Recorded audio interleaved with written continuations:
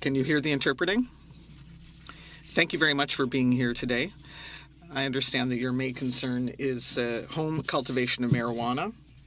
So I'm not going to go any further with that. But recently, there was an incident in the Laurentians where people were seriously... On both Channel 1 and Channel 2? Just a second. Well, The clerk will Thank you. make sure that you... try another And channel. I'm sorry, I could probably understand the question, but I can't when I'm struggling to listen to it here. No, that's Il y a un canal. There is an English channel, I'm sure. Can you hear it?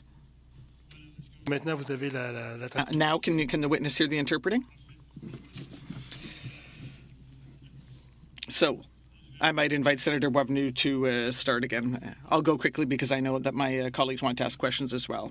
So I understood from your brief, Mr. Dickie, that your main concern, your main objection to this bill is home cultivation, so I won't come back to that. But I wanted to ask you if you've heard about the incident in the Laurentians, north of Montreal. And I think there was actually a death where young people were producing cannabis oil in their homes. They were cultivating cannabis. Now, do you have any kind of inventory as part of your association with statistics on incidents that might have occurred across Canada where people have produced cannabis oil in their home and where there was either property damage or bodily harm, bodily injuries? Do you have any statistics on that? Do not have any statistics on that. Anecdotally, we also see the news reports of problems with the cannabis oil production. Also, of course, crystal meth labs can be devastating. I'm more familiar with damage from crystal meth labs. Recently, there was a case in London where several people were killed in an explosion. There was a case in Montreal. The cannabis oil production, I would say, is also a problem, but regrettably, I do not have statistics. Merci. Thank you, Honourable Senator Dupuis. Please go ahead. She's also Vice Chair of this committee. Thank you, Mr. Dickie. Thank you for being here this morning. I have a few brief questions for you.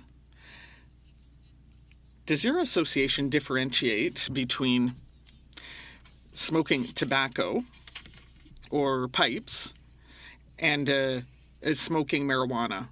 Or do you just think is it just smoking that's a problem for you? For example, would you object less? Would your association object less to people who might consume cannabis in other ways, for example, by eating it? Differences between, in our sense, between smoking cannabis and tobacco. Tobacco, of course, has a long history of common use, but it is more and more being seen as a problem in itself. With respect to the smoking of marijuana, until this bill is enacted, it is a criminal offense.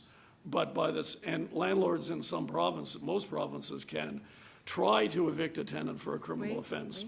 But in Ontario and some of the other larger provinces, BC, I think, the boards, the landlord and tenant board, would not normally give an eviction for moderate cannabis use. They would regard it, as the public does now, that it's a crime, but boy, it's not going to be a crime soon, and it's really not a serious crime. So the issue for both types of smoking is the interference with the neighbors. I mean, someone with asthma objects to tobacco smoke as much as to marijuana smoke. Now, there was a second component of your question, which I must say... Parce que je me demandais si vous aviez considéré... I was wondering if you had considered, from the perspective of your association, whether your main objection is around consumption as such, or, for example, of smoking versus eating cannabis. Eating cannabis, the only concern would be if cannabis were not well labeled, if there were unduly high doses available.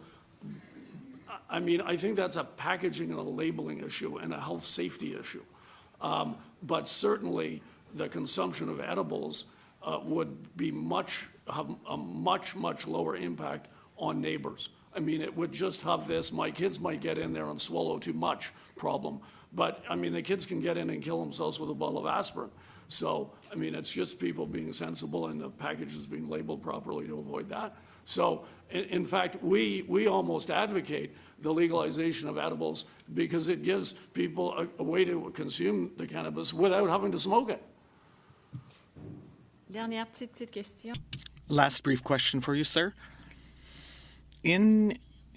According to the experience of your association, do you have any data on any complaints that may have been filed? Because it's an illegal activity, but we know full well that people still do grow cannabis at home and in some rental buildings as well, or in condos. So do you have any statistics on complaints that might have been filed by either by other co-owners or other tenants concerning on secondhand smoke through the ventilation systems, for example, in certain buildings? But certainly there is a level of concern from apartment owners and managers. And the question of the fact that rental buildings tend to be older. They tend not to be sealed that well between the units. In low-rise buildings, they may have been built as a single-family home and cut into 3 units, and at that point, there's hardly any separation at all. And so certainly the penetration of smoke from one unit to another, that is a big concern. And because our interest in this is not so much us, we're not living there. The interest is the other tenants. And so that's why the other tenants have been calling me saying, yes, Mr. Dickie, go, try and get it stopped.